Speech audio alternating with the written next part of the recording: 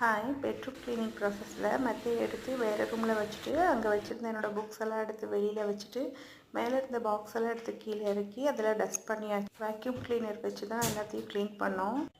Shelf, fan இதெல்லாம் தொடச்சிட்டு மேலே லாஃப்ட்லாம் வேக்யூம் வச்சு க்ளீன் பண்ணியாச்சு.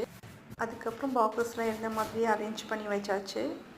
அடுத்தது ஜன்னலெல்லாம் தொடச்சி க்ளீன் பண்ணியாச்சு. அதை முடிச்சுட்டு ஷெல்ஃபுக்கெல்லாம் ப்ரௌன் ஷீட் போட்டு அது கொஞ்சம் செட் ஆகிறதுக்காக அது மேலே வெயிட் வச்சுருக்கேன். பிறகு மாப் போட்டு வீட்டையும் நீட்டாக க்ளீன் பண்ணி எடுத்தாச்சு.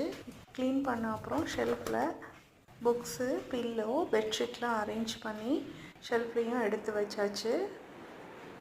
அதுக்கப்புறம் மெத்தையும் எடுத்துகிட்டு உள்ளே போட்டாச்சு. அடுத்த ஹாலில் fridge, sofa, system table, fan, ஜன்னல்னு எல்லாத்தையும் க்ளீன் பண்ணிட்டு மாப் போட்டு முடித்து பளிச்சுன்னு எடுத்தாச்சு. ஒரு வழியாக எங்கள் வீட்டில் பொங்கல் க்ளீனிங் முடிஞ்சிருச்சுங்க. நீங்கள் எல்லாம்